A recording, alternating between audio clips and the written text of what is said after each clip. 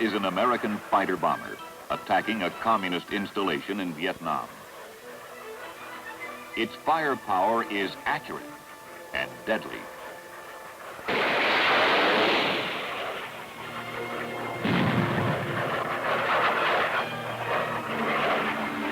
Successful air thrust into areas that have been under the Viet Cong control is lifting the spirits of the Allies. The American air arm hits hard and continuously, and it hits the Cong where it hurts the most, right in his own front yard.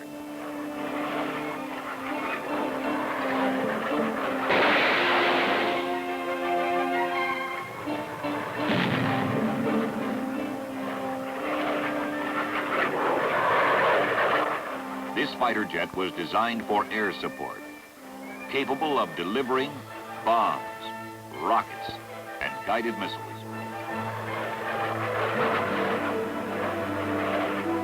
It takes a professional pilot with courage and skill to get this high-speed jet in low enough and close enough to make each shot count.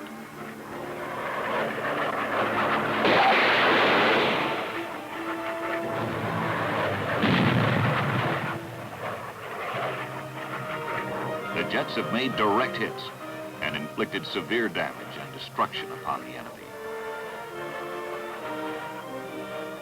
Home for these Skyhawks could be the flight deck of a powerful Navy carrier at sea, or Da Nang with its permanent runways. Or it could be this unfinished Marine airstrip at Chu Lai, a flying field carved in 26 days out of an obscure beach in South Vietnam.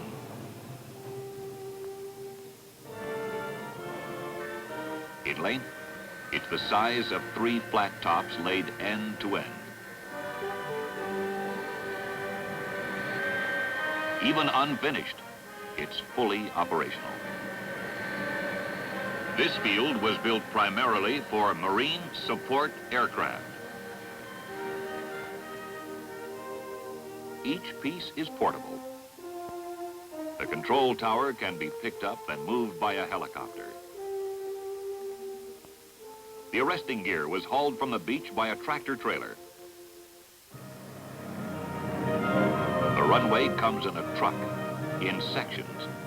It can support the heaviest transport plane. An instant airfield, built to accommodate more traffic than most stateside airports. But a month ago, there was no Chu Lai. Just sand, heat, more sand, and Marine determination to build an airfield. It all started here on this unnamed beach on the China Sea. For these Marines, it's just another landing, 10,000 miles from home.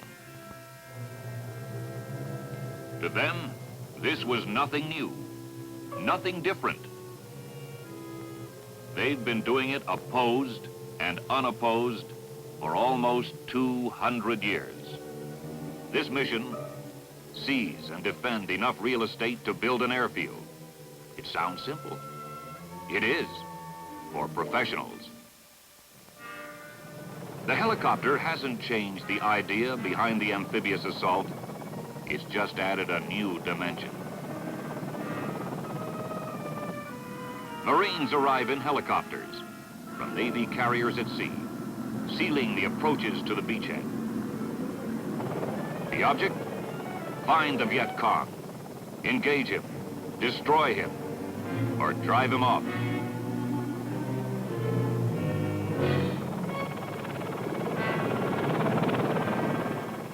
But at Chu Lai, he couldn't be found.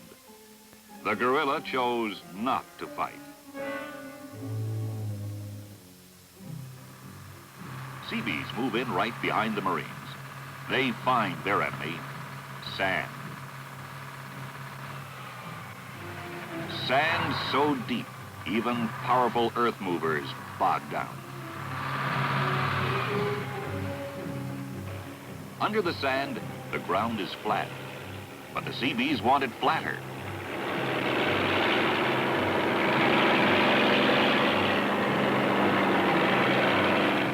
For the matting, it comes in sections.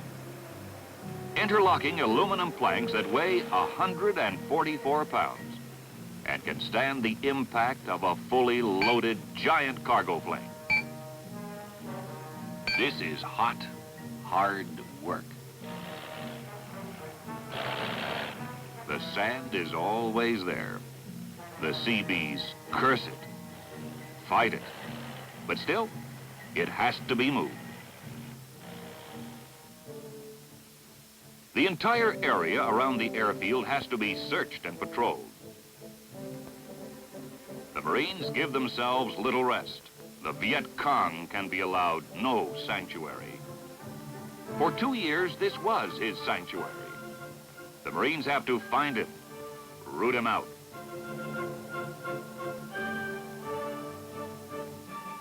The villagers help. They fear the Viet Cong reprisals, but they do help by pointing out the Cong hiding places.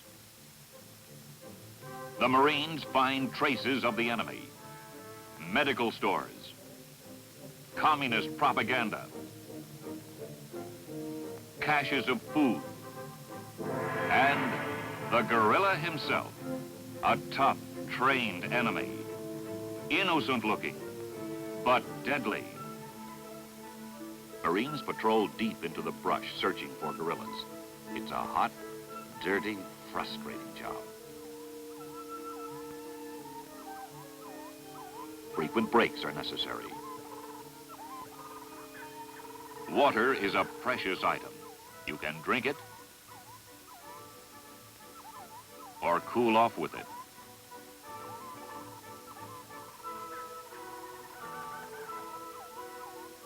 Each man carries his pantry on his back. And sometimes his meal is interrupted.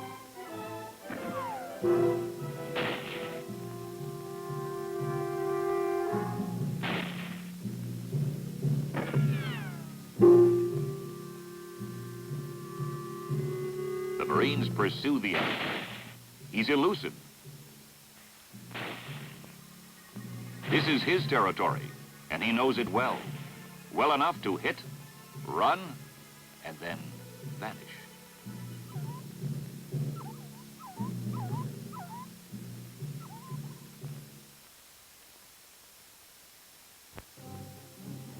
While the Marines hunt the Viet Cong, the airfield is growing. The Marines even give it a name. They call it Chu Lai.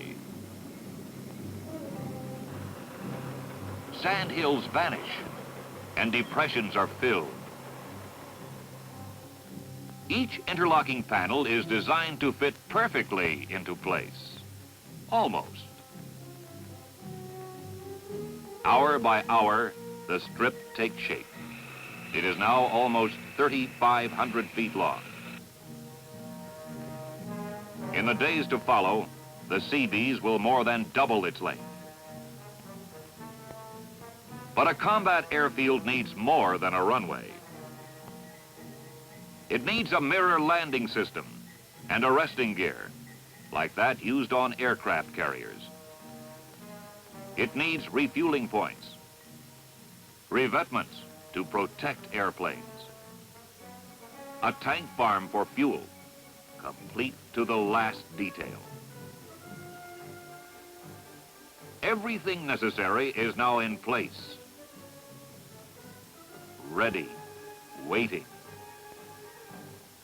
The control tower is in radio contact with the incoming flight and has cleared it to land. Chu Lai's newest arrival, a fast, sleek Skyhawk, comes screaming in for a landing.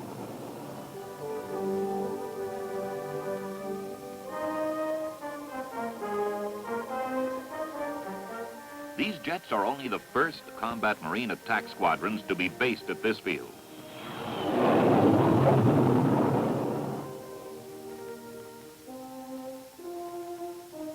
Four hours from now, these same jets will be launched for their first strike mission in support of ground forces.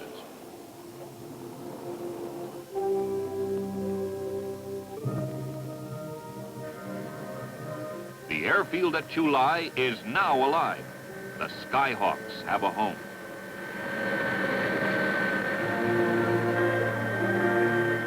It is now the ground crew's turn to take over. Their job is to refuel, arm, and get these Marine jets into the air war as soon as possible. Chu Lai is operating like a well-oiled machine. It hardly seems possible that this busy, portable combat airbase was landed, uncrated, and operating in just a matter of weeks. And if necessary, it could be moved again to any trouble spot in the world.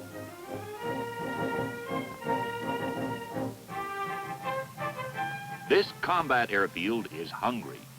Its enormous appetite consumes tons of supplies each day. Necessary supplies to sustain thousands of men and their machines.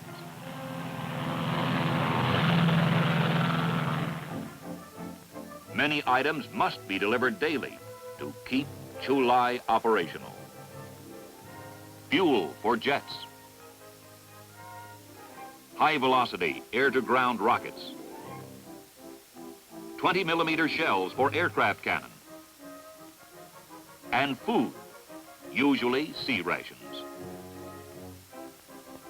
Water, and lots of it. And most important of all, fresh replacements. For the first time in weeks, there is an opportunity to relax. A chance to really wash off the sand and dirt. And letters to write home as often as possible. Young Americans look forward to receiving a package of anything. They convert their pay to money orders and send it home for another time, another place. Young Marines soon learn the value of seemingly trivial things. Clean socks, a haircut, clean teeth, and a shave. Around the perimeter, the patrols into the hills or deep into the hot jungles continue. Some dig in and wait, watchful, ready. At Chu Lai, they must endure the tropic heat and the discomfort of foxholes scratched in the sand. They call themselves pick and shovel architects, and the term fits. These men are all willing to face hardships and danger anywhere their country or corps sends them. As Americans, they are defending their right to live and believe as they choose. And they're pledged to defend the same right for others. Pledged to make good an American promise to the people of South Vietnam. A part of this promise stands here on the sands of Chu Lai, the result of American determination to build an airfield, sand and steel.